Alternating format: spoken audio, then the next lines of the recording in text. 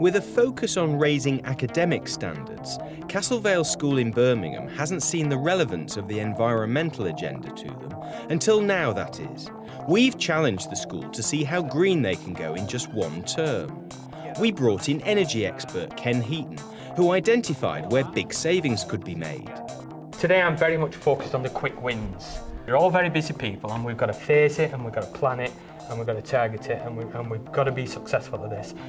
But asking teachers to do more during the busiest term of the year can prove difficult. Some forms have had their green champions for 2 weeks now and they're just sitting there doing nothing whilst we wait for the few form tutors to nominate theirs. So will the arrival of Ken's energy report jolt the school into action? It's really quite shocking, some of it.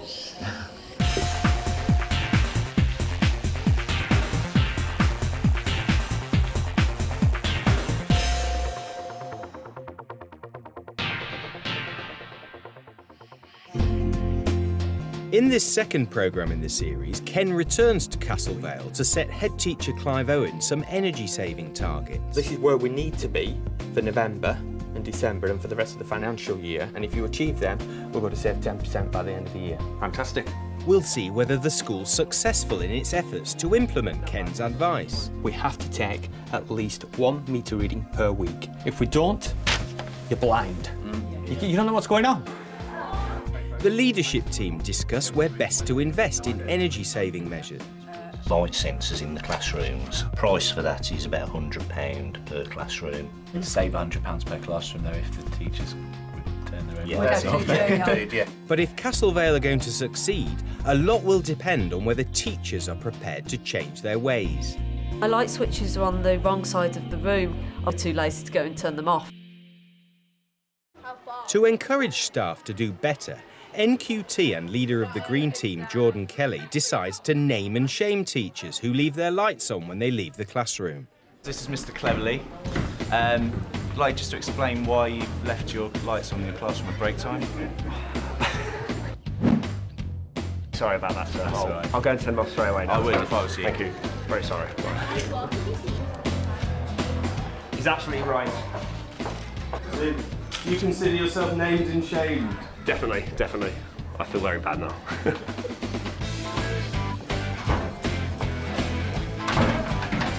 Would you like to explain why you've left your lights on in your room? Because I've only been gone for 2 minutes. That's why. And now I'm going to the staff room to drop my cup and I'll be about approximately another minute. And then I'm back. So you're going to leave your lights on for another minute? Is that okay? Yes, I am. That's not quite how it's supposed to work, Miss Higgs. Well, obviously, some teachers are still being a little bit better than others with switching lights off. It's about 50-50 now. At the end of the day is really good. There's a lot of lights going off at the end of the day. It's just the short times, like lunchtime, break time. Teachers just nip off for a cup of coffee, think they'll be back in a minute, and they're not back for half an hour because they end up talking to someone. It's those small things that we need to really sort of knuckle down on. Obviously, I can get away with saying some things with certain teachers that I wouldn't say to others. So the guys I'm more friendly with are probably getting hassled a lot more than some of the teachers I don't know quite as well. Do I have to turn them off? Yep. No, no one's in here, and the TV monitor's on. That's off, and the lights are now off. Mr. Nicol, your lights are on in your room, so we've turned them off for you, and your TV monitor. Okay. I was going to use it in a minute. Yeah, but you're sort of wasting electricity. I'll make sure I do it next time for you boys. Well, then, Sorry. Thank you. See ya. That's one teacher collared. Now, who's left their lights on? Ah, Mrs. Cooney, the science teacher. That we'll have to have a word with her. These lights are on, but the door's locked. Mr. Ken. Mr. Ken. We'll have to tell him about that then. Oh dear, Miss Higgs is at it again. Unfortunately, Miss Higgs hasn't learnt her lesson. And if you look in, she's still actually got her lights on. Is her computer on as well? Yeah, I think her computer's on as well. I actually think there's a conspiracy going on, to be honest. And I think that Jordan and Tom are out to get me. I distinctly remember going off for duty and switching the lights off, and I think Tom next door popped them back on again. Jordan knows Kerry Cooney very well. She's in the lab next door to his, and she's always leaving her lights on. Major problem I find with turning my lights off is the fact that my light switches are on the wrong side of the room compared to my door. So quite often you'll come in and I'll have turned one strip of lights off, but the other three will still be on because I have to walk all the way across the classroom to turn them off. So in the morning I'm sitting in mainly a dark room because I'm too lazy to walk over to the light switches to turn them on. But at the end of the day, I'm also too lazy to go and turn them off. A pretty poor excuse, Mrs. Cooney. Things are going to have to change because Ken Heaton's energy report has just been emailed to Jordan. Ken's identified 7 quick wins, zero-cost ideas for the green team to implement. They'll save cash and help reduce CO2 emissions. The report makes rather painful reading. It's really quite shocking, some of it. Simple things like turning off moving screensavers for the computers, and this is obviously a rough estimate, but it's saving over £4,000 a year. If you add that on to switching lights off at lunchtime, checking air conditioning units, printers off rather than on standby or energy save, photocopiers off rather than on standby or energy save, work themselves out to be over £9,000 in savings a year, and also 49 tonnes of carbon dioxide, which is a massive amount. The survey report is full of ideas for saving money. Improving light switch discipline. Installing reflective panels behind radiators to reduce heat loss through uninsulated walls. Fitting thermostatic valves on radiators. And lagging pipes and stopcocks in the boiler room. A few simple steps that Ken reckons could help Castlevale save £10,000 a year.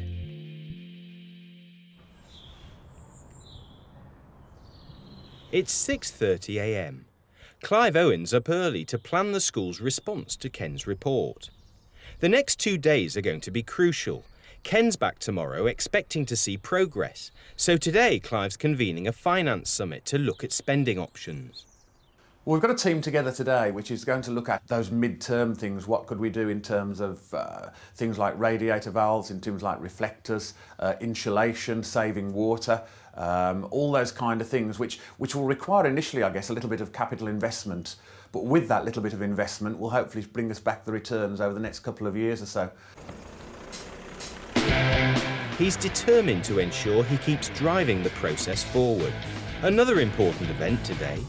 A shiny new blue skip for recycled paper arrives.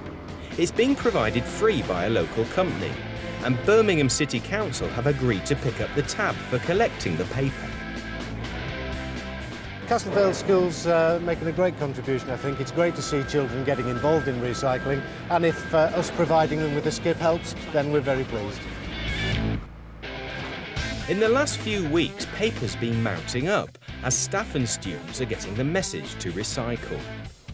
Jordan Kelly's Green Champions, hand-picked from every tutor group, take responsibility for collecting the day's waste paper and taking it out to the skip.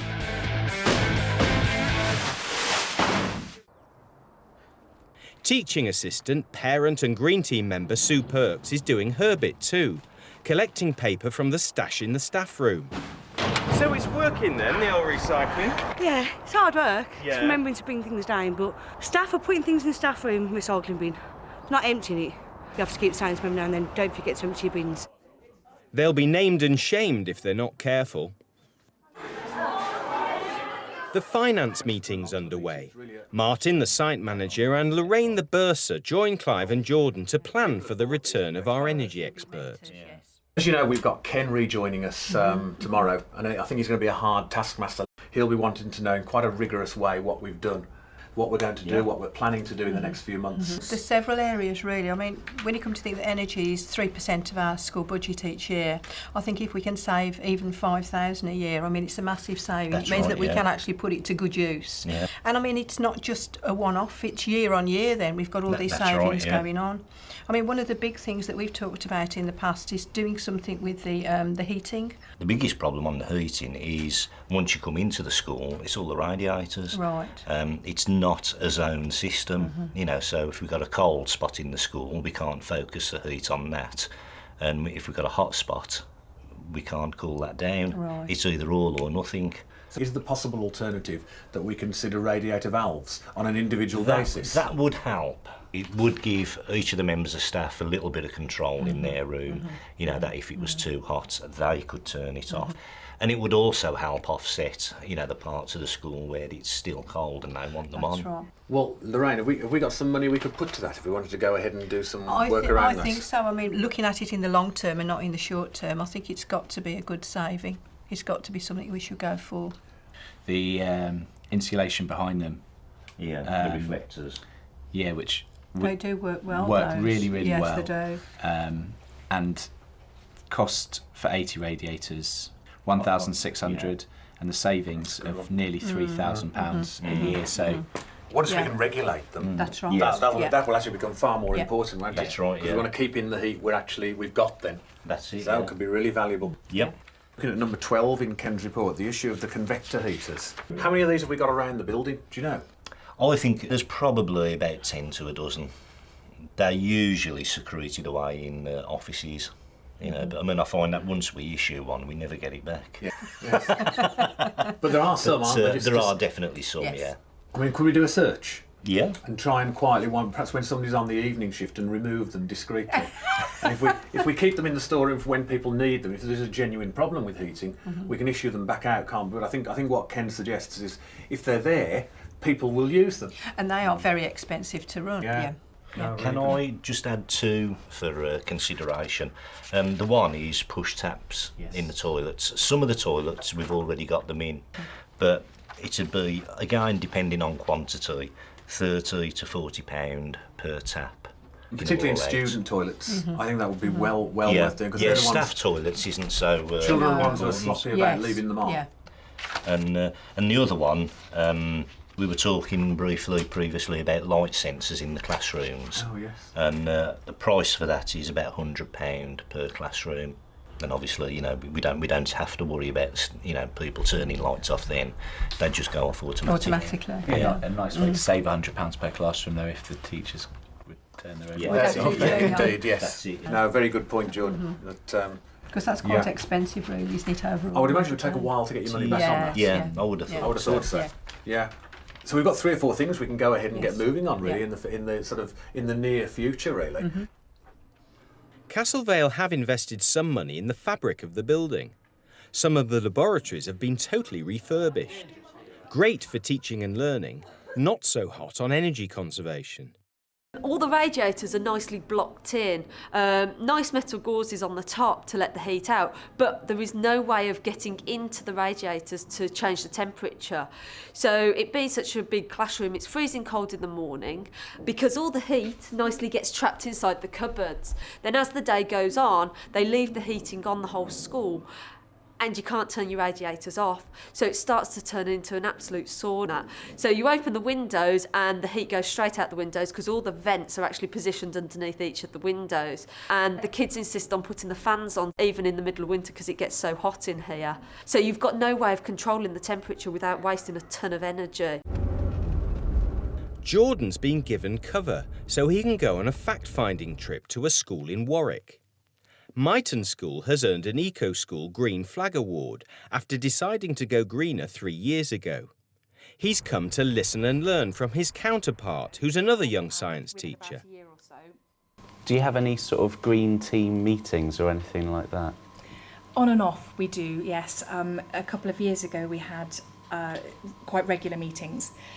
But I found that, especially with the fact that the main Eco School body of pupils is quite young, they wanted to come along and do activities, make things, but no teachers attend. I sort of consider it to be my thing, the thing that I'm interested in, and teachers will support me, but not attend meetings, they're not that keen. So we planted trees, we came up with the idea of doing bird feed and sort of recycling paper, and we'd go round emptying the recycling bins which hadn't been emptied. Do you have a reward system or anything for the ones that do get involved?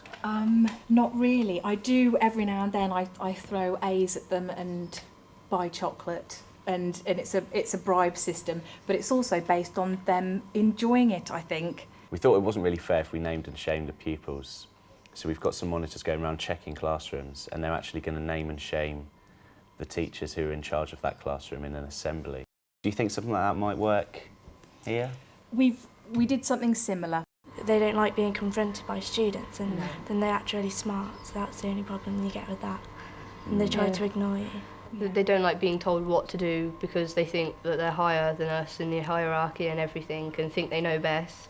That's when you need to send in the boss. Yeah, which is why I try and press with them that you have grown up with being environmentally aware. They are having to learn, and some of them are refusing, like they're refusing to learn about computers and stuff. It's a generation thing, which is why it's got easier.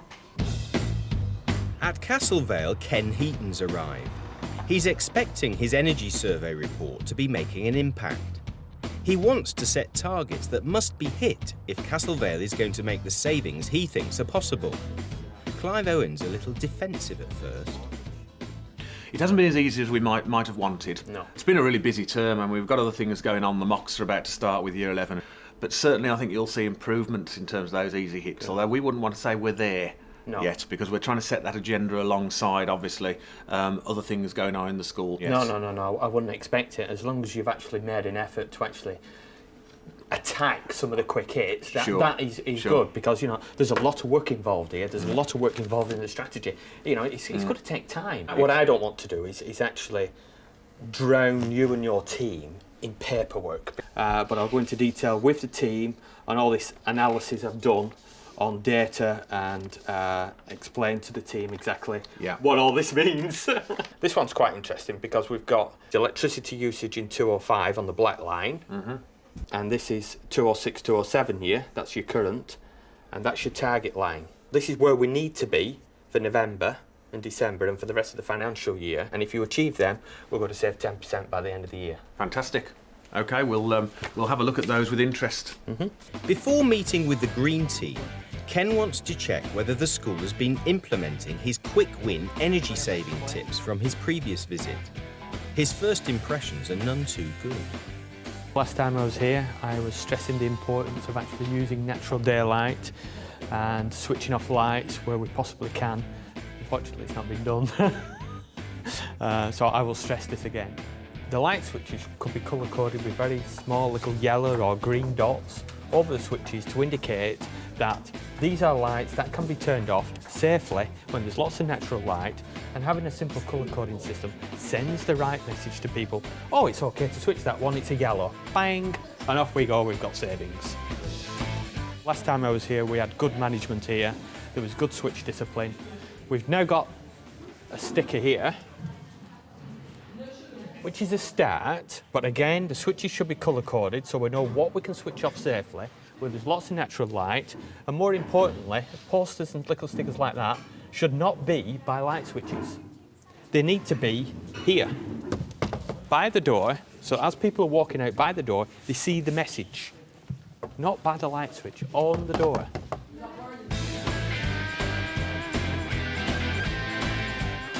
Ah, we found the convector heaters. There are literally thousands of pounds of energy to be saved by just these few. So I'm really pleased they've got that message.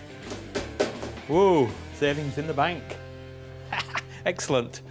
See if we can get another truckload next time I come. The staff room isn't a safe haven for teachers not doing their bit. Ken's looking for best practice here more than anywhere. I have not been in the staff room before. Teachers must lead by example. At least we've got half the lights turned off in the staff room, so that's good. The bad point is, I've got good eyes, and from a distance, I can see a monitor on screensaver. We've got these monitors left on. They don't need to be on. They could be turned off. You can see the monitor switch here, it's flashing, indicating that the monitor's on standby. So it's still consuming 10 watts, and when you've got hundreds and hundreds of PCs across the school, it amounts to a significant amount, and it just needs a little touch like that. Just switch them off. It's time for the finance team to hear Ken's verdict on their implementation of his energy report. If I could have general feedback on what you thought of the report. No, I thought the survey was excellent. It was really valuable. We've used it actually to implement where we're moving. And there was certainly the radiators, wasn't there? Yeah, we want to get the valves fitted on the radiators so that we can control the temperature of our own classrooms and offices. Yeah. It's great that you're actually attacking this issue and fitting the thermostat radiator valves, and I see it as a role of the energy champions to actually manage them radiators. And the other one was push taps. Push taps, yeah. Where there aren't already push taps. Yeah, I mean, we have already got some in the building, but I've got to do a survey to identify the areas, particularly children's toilets. Okay, I think I'll look at that later during the day, actually, because you haven't got a particular, in my opinion, you haven't got a particular water issue at this school. Okay. It's electricity and gas that I'm really concerned about. We have to take at least 1 meter reading per week, ideally 2. If we don't, you're blind. You don't know what's going on. You have to. You can't stress how important it is that you take weekly meter readings. Okay. I was hoping you were going to tell me that you'd implemented weekly meter readings 3 weeks ago after I left, so I'm a little bit disappointed there. Well, we've been busy, but it's certainly in hand now, Ken, yes. Okay, thank you very much. It's clear to Ken that keen as they are to succeed, Castle Vale haven't yet got their priorities right. I was a little bit disappointed, to tell you the truth, that they'd not grab the bull by the horns and let's get this monitoring and targeting in. I was very disappointed about that, because it became evident during the meeting that monitoring and targeting is important. You have to see what you're using, so that was a negative. And another negative was they raised the issue of push taps on water, which is, fine. We're all for saving water, but they need to focus and focus on the priorities. Water is £5,000–6,000 a year. Gas is £45,000 a year, and electricity is £60–70,000 a year. To me, we've got a huge problem on gas on this property, and we have to channel our and focus our ideas onto gas. If you do really slow movements, it's much easier for us to follow than if you Having to encourage staff to implement another initiative during the busiest term of the year is a big challenge for Clive Owen. He's worked hard during the past 2 years to raise academic achievement, and he wants to make sure that the move towards sustainability doesn't adversely affect the main priority. In the context of the whole school, it's still an important agenda for us, but we have to balance the efforts we can put into that, I guess, alongside the normal, everyday stuff, the run-of-the-mill stuff that keeps the school going. After lunch, I just It seems like you do 50% of the work from September through to Christmas, and then the other 50% from January through to June, July. You're under the pressure towards the mocks with Year 11s, and you're trying to do everything you can to get the results sorted and get children very much online with new courses in Year 10. So it's a really challenging term, really. Late afternoon. Now it's the green team's turn to update Ken on their progress. Before I came, a lot of PC monitors were left on overnight. Yes. Yeah, all of them. Quite a lot. And the situation now? Me and Tom have been going around the ICT classrooms at the end of the school day and asking the ICT teachers if we could turn the monitors off for them. And they've been quite happy to let us go around and turn the monitors off. Good. What I'd like to do is to take that point one stage further. Rather than you asking the teachers if you can go around and switching the monitors off, maybe it would be a good idea if the teachers actually delegated someone in that class each day to ensure that the monitors are off, and then your role is more of a policing role to actually pick up the ones that have not been turned off. Ken steers the team towards what he sees as the main priorities. We need to focus on the short term, and we need to focus on the 7 quick hit wins, which I know you've addressed quite a lot of them, but the main one is the monitoring and targeting, and that's the monitoring of electricity, gas and water over the next few weeks. A lot of mistakes are made by people going off track, and not attacking these ones first. Got to make sure you tick all the boxes here and make sure these are reviewed on a regular basis and make sure these 7 are implemented on a regular basis. Yeah? Like every day, like every week. Jordan probably arranges like a mini review himself every month, and then you at a formal review meeting like this once every quarter, you ensure that everything's still on track with these 7 key points. Ken's visit helps point the green team in the right direction. By focusing on regular monitoring of electricity and gas usage, they'll collect the data Ken needs. 676126. He wants them to target periods of the day where the biggest savings can be made, lunch times and at the end of the school day. thanks to everyone for being so positive and making the effort. Having to be a green champion to both staff and students, as well as trying to cope with his first full year as a science teacher, means Jordan's got a lot on his plate. After a punishing couple of days, he's able to reflect on his own performance. I'm just about coping. It's a busy year anyway without taking this on. It's very, very stressful. I think the main problem is I'm not particularly good at delegating jobs, and I have been told to try and sort out spreading the workload and sharing the jobs around. I think the main thing I need is just a bit more time sometimes with just planning my lessons, but it has been a lot of work. Momentum's building at Castlevale. Ken Heaton's proving to be a catalyst for change. 2 months since they took up our challenge to go green, Jordan, Clive and the school community have a much clearer view of where they're going. They've got energy-saving targets to aim for. Naming and shaming is a light-hearted approach to making sure staff and students are working as a team and changing their behaviour. And the new recycling bin in the car park is a prominent symbol of their achievements so far. Next time, as the Christmas break approaches, Castlevale starts planning its long-term strategy for going green. Would getting a wind turbine be a good idea? Getting students involved in planting trees helps embed sustainability issues into the curriculum. And as a long old term ends, staff reflect on how it's all been going. Are you aware how hated you were the morning after that first meeting? Yes.